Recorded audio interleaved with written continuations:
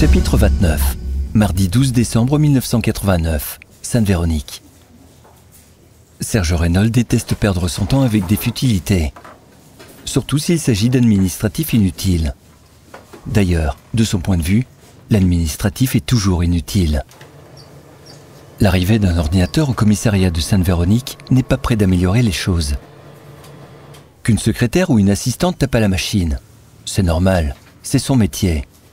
Mais qu'on lui demande de s'asseoir devant une machine à écrire, avec une téloche à la place de la feuille, alors là, c'était vraiment abusé. Les procédures sont de plus en plus lourdes à la police. À ce rythme, les policiers finiront par devoir taper tous leurs rapports sur des ordinateurs. Tout est détestable, même la couleur de l'écran. Ils détestent le vert. Malheureusement, le modèle choisi par les bureaucrates de l'administration, ces gens qui ne tapent pas eux-mêmes leurs documents, ni n'écrivent de rapports ou de comptes rendus, ce modèle écrit en vert, et pas un joli vert. Non, un vert qui lui agresse les yeux. Encore heureux que le fond de l'écran soit noir. Mais c'est sans parler du bruit infernal de la ventilation. Quant au clavier, il est pire que la machine à écrire de Paulette, l'assistante du commissaire. Vraiment, on aura tout vu. Assis au bureau devant l'énorme machine, le lieutenant est prêt à taper son premier rapport avec ce que Paulette a appelé un traitement de texte. Tout un programme, façon de parler. Mais ce n'est pas tout, car une fois tapé, il faudra aussi l'enregistrer sur un grand disque en plastique et, pire encore, l'imprimer. C'est qu'en plus ce papier ne sort pas tout seul, il faut lui dire de sortir. Paulette n'est pas loin, elle va l'aider, mais bon, c'est une pure perte de temps. Les ordres viennent d'en haut, et il faut s'y conformer, pas le choix. En fin de matinée, et une bonne migraine en prime, il peut enfin sortir du bureau et aller travailler. Il a autre chose à faire que de jouer, pendant qu'un tueur rôde et assassine des gens les uns après les autres. Cela fait déjà une semaine que le vieux marin et le curé ont disparu, et toujours pas d'idée de l'identité du tueur, ni du mobile. Ça commence à faire long. Il est maintenant seul sur l'enquête avec l'aide ponctuelle de Chloé et Berthier. Ce tir-en-flanc est d'ailleurs toujours prêt à se défiler. On ne peut pas compter sur lui. Il est là sans être là. C'est le genre de type qui vous fait perdre plus de temps qu'il n'en fait gagner. Une sorte d'ado attardé, avec un badge de policier et une grande gueule. Reynold prend son imperméable et sort du bureau. Enfin libre. Il lève les yeux au plafond, prend une profonde respiration et se dirige dans le couloir. 10 pas plus loin, il tombe nez à nez avec les Dupont-Dupont. Après l'échange de quelques amabilités, il peut sortir enfin du commissariat. Il avait un besoin urgent de prendre l'air. Mouais, ils viennent à la pêche aux infos. Il enfile son imperméable et sort du commissariat d'un pas décidé. Il a besoin de marcher pour mieux réfléchir. Marcher pour se détendre et remettre les idées en place. Marcher pour trouver un mobile. Identifier le chaînon manquant qui l'empêche de voir le lien avec le curé. Trouver comment la voisine s'est retrouvée en pleine nuit dans une voiture volée. Et savoir pourquoi la bonne a disparu. Ça fait beaucoup de choses en une semaine. Beaucoup de choses pour un homme seul. Aux alentours de 12h30, il a la bonne idée d'aller manger son sandwich au thon dans l'église. L'endroit parfait pour découvrir la motivation de l'assassin. Qu'est-ce qui a pu pousser ce taré à accrocher l'œil du curé au barreau du confessionnal? L'endroit est sombre et froid. Quelques rangées de chaises alignées en face de l'autel sont éclairées par une faible lueur traversant les vitraux sales. Ses talons résonnent sur le carrelage à grands carreaux. Comme à son habitude, il passe par la petite allée latérale. Il évite le couloir central, toujours trop voyant quand on veut rester discret. Il observe le lieu, s'imprègne de l'ambiance, du silence, et ressent la pression d'humidité qui plane dans l'air. Au fond, sur la droite, à quelques mètres de la porte latérale, il aperçoit 2 hommes en train de parler. Van Dyke et Kraft, encore eux. Par chance, ils ne l'ont pas vu. Le lieutenant fait demi-tour en baissant la tête et en pressant le pas vers la porte de sortie. Il ne lui faut que quelques secondes pour quitter les lieux. Je me demande si ces 2 fouineurs avancent bien. S'ils sont là, c'est qu'on cherche la même chose. Vers 15h, Chloé se rend au cimetière. Un endroit de prédilection pour rencontrer quelques retraités et connaître les derniers ragots. Le cimetière est surtout fréquenté par des femmes. Bien qu'il y ait de temps en temps des hommes seuls, souvent veufs, venus rendre une petite visite à leur bien-aimé. Chloé a de bons contacts avec les habitants du village.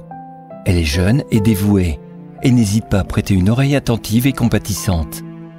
Plus qu'une policière, elle est aussi une enfant du village.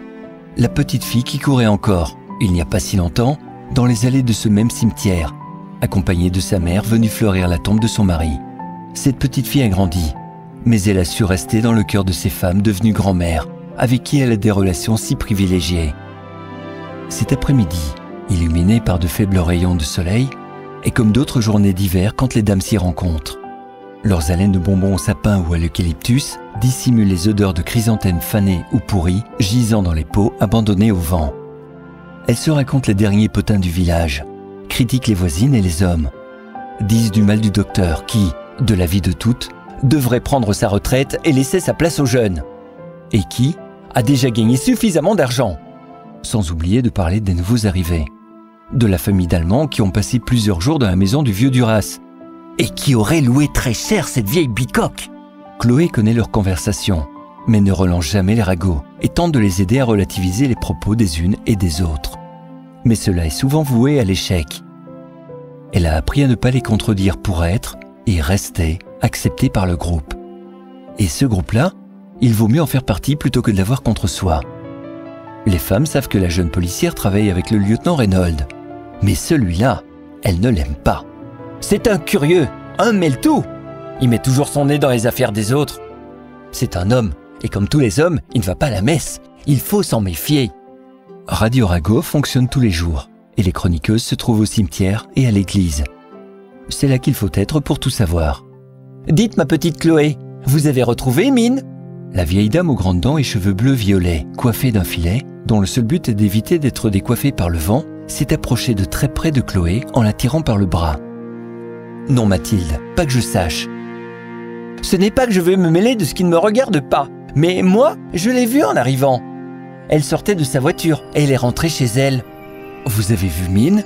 Vous en êtes sûr ? » ?»« Oui, elle m'a même dit bonjour. »« Elle était seule ? » ?»« Oui. »« Vous avez remarqué quelque chose de particulier ? » ?»« Oh, vous savez, je ne suis pas très observatrice. » Elle cherche dans sa mémoire et passe une main sur son visage. « Elle tenait des livres, comme d'habitude. »« Oui, Mine a toujours des livres sous le bras. Elle lit beaucoup. Cela doit lui venir de monsieur le curé. Il a beaucoup aidé. Excusez-moi Mathilde, je reviens. » Chloé s'éloigne du petit groupe et décroche son talkie-walkie. « Lieutenant, il y a du nouveau au village. Mine serait chez elle. » Reynolds répond immédiatement. « Je suis là dans 5 minutes. Ne faites rien. Attendez-moi. »« Je me rends sur le site, lieutenant. On arrivera en même temps. » La policière salue rapidement ses amis et quitte le cimetière en courant.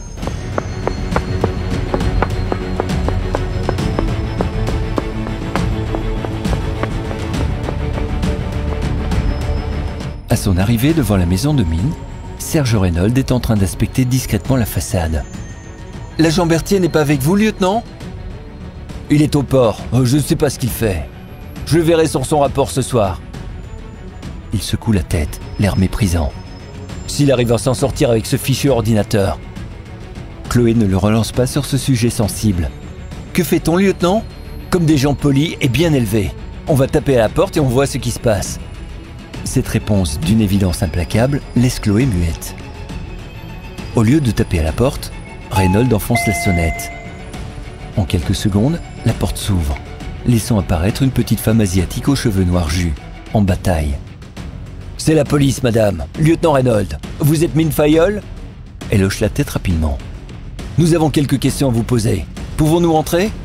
Elle ne dit rien et s'écarte pour laisser entrer les 3 policiers dans son appartement. Le 3e agent la pousse vers l'intérieur, empêchant ainsi une éventuelle fuite, et ferme la porte derrière lui. L'appartement est petit et lumineux, une fois les rideaux rouges ouverts. De toute évidence, Mine partage plusieurs points communs avec le curé, dont sa passion pour la lecture. Nul doute là-dessus. Son petit salon regorge de livres d'histoire, principalement sur l'Antiquité, rangés en piles ou dans la bibliothèque. Une certaine logique devant l'aider à s'y retrouver. Elle a dû apprendre à ranger ses bouquins avec le curé, celle-là, se dit Reynolds au premier coup d'œil. Des vêtements traînent ci et là. Un manteau, quelques jeans pliés, un séchoir plié à moitié avec quelques t-shirts. un pull et des sous-vêtements sont en train de sécher. La table principale est chargée de boîtes de conserve, paquets de pâtes, nouilles, riz et céréales se mêlant aux livres et aux factures, avec sur ces dernières un post-it à payer. « Ne faites pas attention au désordre, je suis en train de refaire la déco. » « Nous ne sommes pas ici pour la décoration, Madame Fayolle, mais pour vous interroger au sujet des meurtres. » Mais il le regarde droit dans les yeux sans réagir. « Où étiez-vous le soir des meurtres ?»« Je devais être chez moi, comme d'habitude. »« Vous deviez être chez vous, c'est-à-dire, vous y étiez ou vous n'y étiez pas ?» La voix calme et posée, sans montrer le moindre signe de stress, elle maintient le regard du policier. « Je suis toujours chez moi le soir et je regarde la télévision, ou je lis. Ça dépend des jours. Je vais parfois chez Alicia, mon amie, ou elle vient chez moi. Ça dépend. » Et ce soir-là, vous ne saviez plus où vous étiez ? Si, je viens de vous le dire. Je pense que j'étais chez moi. Vous pensez ou vous en êtes sûr ? Écoutez, vous n'avez tout de même pas pensé que j'ai tué ces gens ?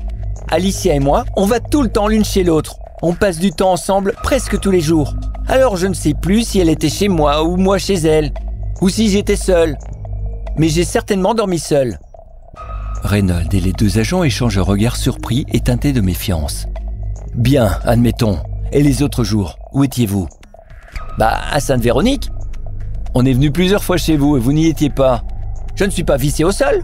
J'ai une vie aussi. Je fais des courses. Je suis allé à la bibliothèque et on est partis en week-end toutes les deux. C'est quoi le problème ?» « Le problème, Madame Fayolle, est que je dois trouver le tueur qui a sauvagement assassiné un marin au port et le curé du village. Que vous connaissez très bien, puisque vous avez habité chez lui, et qu'en plus les corps ont disparu. Vous ne sauriez pas où ils sont par hasard. » Il dit cette phrase avec un charisme qui le rendait presque charmant aux yeux de Chloé. « Donc c'est bien ça, vous m'accusez d'avoir tué et enlevé les corps. » C'est une possibilité qui m'arrangerait si elle se confirmait. Effectivement, ça pourrait expliquer pas mal de choses. Reynolds sent une poussée d'adrénaline lui picoter le dos et les épaules. La fille du curé n'a pas froid aux yeux, et il a bien envie de la faire parler.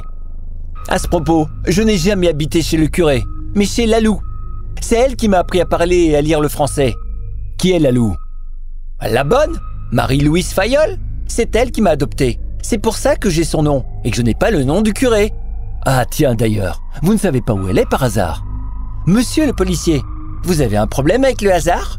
Je suis très rationnel et je n'aime pas le hasard. Mais vous dites tout le temps « par hasard ». Reynolds sent sa patience filer comme un cheddar fondu dans une soupe à l'oignon. « Chloé, vous me l'embarquez au poste, on va lui poser quelques questions. » « Vous pouvez m'arrêter, mais je suis sûr que vous n'avez rien de concret contre moi. » L'agent la prend par le bras et lui passe les menottes. « Eh oh, doucement, je ne vais pas m'enfuir. Je n'ai rien à me reprocher. » Mine est furieuse et de plus en plus énervée. Elle lance un coup de pied en arrière qui manque de toucher la jambe du policier. Il la pousse vers la sortie. « Ouais, on ne sait jamais. On est prudent avec les gens comme vous. » Elle n'a pas sa langue dans sa poche, lieutenant. Vous pensez que... Écoutez, Chloé, ce n'est pas parce qu'un suspect semble être sûr de lui ou est agressif qu'il est innocent.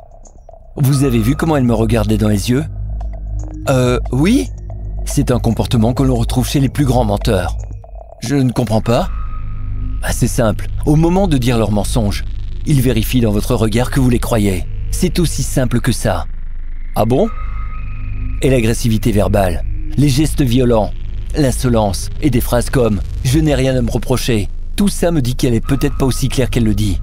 Et quand j'entends des choses comme ça, je me demande pourquoi elle pense qu'on pourrait lui reprocher des choses. Lieutenant, vous l'avez tout de même un peu accusé. Vous n'avez pas l'impression de retourner la situation ? Chloé, vous manquez d'expérience, ma petite. Faites-moi confiance, j'ai du flair. La jeune policière avait déjà entendu beaucoup d'histoires sur le flair des enquêteurs à l'ancienne. Mais son chef semble naviguer un peu trop au feeling pour elle. Il vaudrait mieux qu'il ne se trompe pas, car pour l'instant, le tueur rôde encore.